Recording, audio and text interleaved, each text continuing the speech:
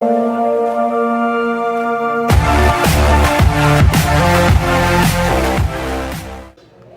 Students, welcome to Pikaji's learning. ये chapter number 4 है जो है क्वाड्रेटिक इक्वेशन।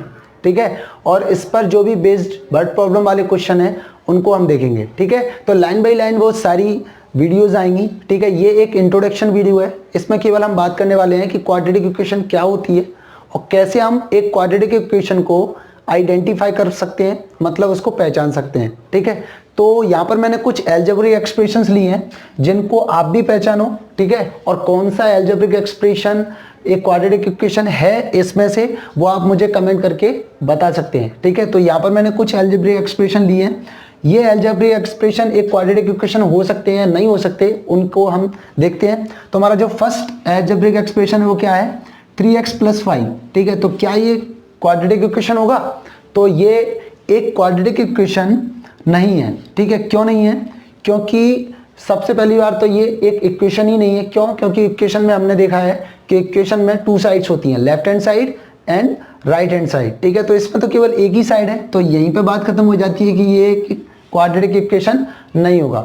ठीक है, ये इक्वेशन ही नहीं है तो फिर ये क्वाड्रेटिक इक्वेशन कैसे हो सकता है? ठीक है, तो अगर मैं इसकी बात करूं तो ये क्वाड्रेटिक इक्वेशन होगा। तो इसको देखते हैं। तो इसमें देखो, क्वाड्रेटिक इक्वेशन को समझने के लिए मतलब हम यहाँ पर केवल टेस्टिंग कर रहे हैं, लेकिन हम बात करेंगे कि क्वाड्रेटिक इक्वेशन होती क्या है, बिल्कुल कंप्लीटली देखने वाले हैं। सारे बेसिक्स हम क्लियर करने वाले हैं इस वीडियो के अंदर। ठीक है, तो ये देखते हैं कि ये एक क्वाड्रेटिक इक्वेशन है। तो देखते हैं, तो 2x² + 4x + 8 ये हमें एक एल्जेब्रिक एक्सप्रेशन दिया है। ठीक है, ये एक एल्जेब्रिक एक्सप्रेशन तो होगा, लेकिन क्वाड्रेटिक इक्वेशन है या नहीं ये हम कैसे पता करेंगे? देखो, इसमें 2 साइड्स तो है नहीं है, तो ये इक्वेशन ही नहीं होगा। तो फिर ये क्वाड्रेटिक मतलब ये क्या है, एक क्वाड्रेटिक पॉलिनोमियल है, लेकिन ये इक्वेशन नहीं होगा। अब मैं कैसे समझा कि ये क्वाड्रेटिक पॉलिनोमियल है? तो क्वाड्रेटिक पॉलिनोमियल क्या होता है, जिसमें वेरिएबल की हाईएस्ट पावर कितनी हो, 2 हो, वो क्या होगा, ये क्वाड्रेटिक पॉलिनोमियल होगा। अगर हम वापस इसको देखें तो ये कौन सा पॉलिनोमियल होगा बताओ? ये होगा लीनियर पॉलिनोमियल। क्यों? क्योंकि यहाँ पर वेरिएबल की जो पावर है वो कितनी है, 1 है। तो इसलिए मैं इसको क्या बोलूंगा, एक पॉलिनोमियल हो सकता है। कौन सा पॉलिनोमियल? लीनियर पॉलिनोमियल इन 1 वेरिएबल, मतलब कौन सा, x वेरिएबल में ये हमको पॉलिनोमियल दिया है। ये एक पॉलिनोमियल है लेकिन इक्वेशन नहीं होगा। क्वाड्रेटिक पॉलिनोमियल है लेकिन क्वाड्रेटिक इक्वेशन नहीं होगा। ठीक है, अगर इसमें 2 साइड्स हो जाए तो ये क्वाड्रेटिक इक्वेशन बन जाएगा। ठीक है, तो धीरे धीरे हमें समझ में आ रहा है कि क्वाड्रेटिक इक्वेशन है क्या, कि जैसे 2x + 5 = 0। हाँ, इसमें 2 साइड्स हैं, left hand side and equal में 0 लिखा है, मतलब राइट हैंड साइड इसमें दी है, लेकिन ये क्वाड्रेटिक इक्वेशन नहीं है। क्योंकि इसमें वेरिएबल की हाईएस्ट पावर कितनी नहीं है, मतलब 2 नहीं है, तो इसलिए मैं इसको क्वाड्रेटिक इक्वेशन नहीं बोल सकता। इसको मैं कौन सी इक्वेशन बोलूंगा? इसको मैं बोलूंगा लीनियर इक्वेशन। क्यों? क्योंकि यहाँ पे लीनियर इक्वेशन में क्या होता है, जो वेरिएबल की पावर होती है वो 1 होती है कि नहीं होती है? तो इसलिए मैं क्या बोलूंगा, इसको लीनियर इक्वेशन इन 1 वेरिएबल, क्योंकि इसमें 1 ही वेरिएबल का यूज किया गया है। ठीक है, अब इसको देखता हूँ। ठीक है, तो ये वाला जो पार्ट है वो एक क्वाड्रेटिक है। क्यों? क्योंकि इसमें वेरिएबल की हाईएस्ट पावर कितनी है, 2 है, तो ये एक क्या हो गया, क्वाड्रेटिक हो गया। अब क्वाड्रेटिक पॉलिनोमियल है, लेकिन इसमें इक्वल में 0 लिखा है, तो इसमें 2 साइड्स बन गई, मतलब लेफ्ट हैंड साइड और राइट हैंड साइड। इसलिए मैं इसको क्या बोलूँगा, एक क्वाड्रेटिक इक्वेशन। इन सारी चीज़ों से क्या समझ में आया कि जो क्वाड्रेटिक इक्वेशन होती है वो क्या होता है, एक क्वाड्रेटिक पॉलिनोमियल होता है। ठीक है, तो क्वाड्रेटिक पॉलिनोमियल के इक्वल में अगर मैं 0 का यूज़ करूं तो इसमें 2 साइड्स बनेंगी, left hand side and right hand side. बिल्कुल इसी की तरह ये क्वाड्रेटिक पॉलिनोमियल है। इसके इक्वल में मैंने क्या यूज़ कर लिया, 0 यूज़ कर लिया।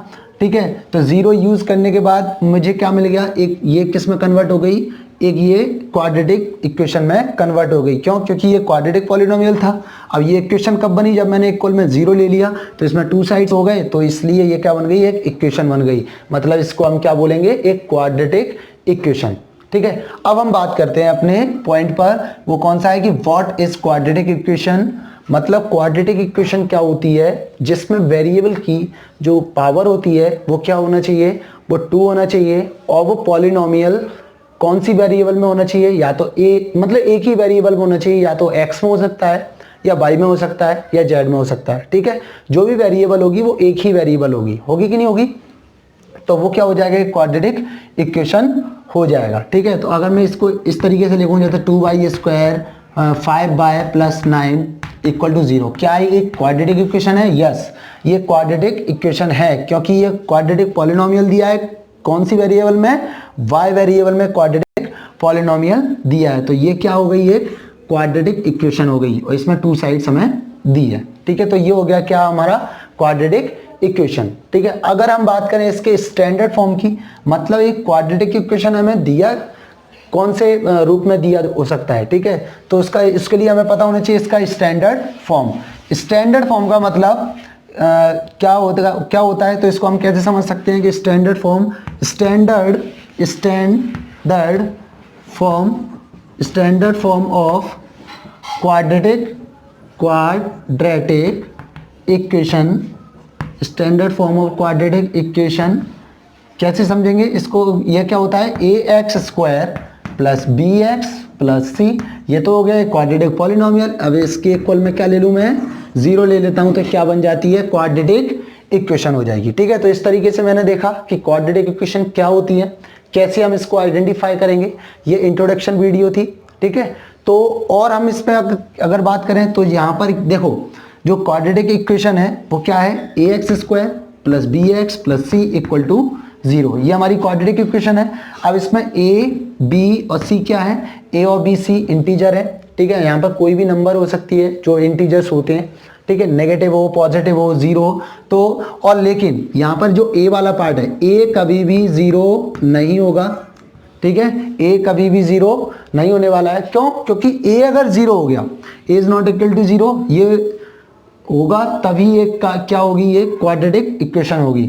अगर ये a 0 हो जाता है तो क्या हो जाता है? ये वाला पार्ट बिल्कुल 0 हो जाएगा, तो इसका मतलब अब ये वाला पार्ट हट गया, तो इसका मतलब bx प्लस c बचा, तो ये क्या हो गई? एक लीनियर इक्वेशन हो गई। इसका मतलब अगर a 0 हो जाएगा, मतलब जो फर्स्ट वाला पार्ट है वो 0 हो जाएगा, तो क्या हो जाएगा? वो किस में कन्वर्ट हो जाएगी? वो लीनियर इक्वेशन में कन्वर्ट हो जाएगी। इसलिए यहाँ पर मैंने बोला कि a is not equal to 0, मतलब a कभी भी 0 नहीं हो सकता। ठीक है, हाँ, a एक इंटीजर्स हो सकता है, मतलब 0 को छोड़ के बाकी सारी चीज़ें हो सकती हैं, लेकिन बाकी सारी नंबर्स यहाँ पर हो सकती हैं, लेकिन 0 नहीं होगा। ठीक है, तभी ये क्या होगी? ये क्वाड्रेटिक इक्वेशन होगी। ठीक है, तो नेक्स्ट वीडियोस में हम देखेंगे कि क्वाड्रेटिक इक्वेशन को हम कैसे सॉल्व कर सकते हैं, क्योंकि ये सबसे ज़्यादा इंपॉर्टेंट है, क्योंकि इस पर जो बेस्ड क्वेश्चंस आएंगे वो हम तभी सॉल्व कर सकते हैं जब हम एक क्वाड्रेटिक इक्वेशन को सॉल्व करना सीख जाएंगे। ठीक है, तो इसके कुछ मेथड्स हैं, उनके बारे में हम नेक्स्ट वीडियो में बात करेंगे। ठीक है, तो यदि आपको यह वीडियो अच्छी लगी हो तो आप लाइक कीजिए, शेयर कीजिए और सब्सक्राइब कीजिए इस चैनल को, और हिट द बेल आइकॉन, ताकि आपको सभी प्रकार की नोटिफिकेशन मिल सके। Thank you so much.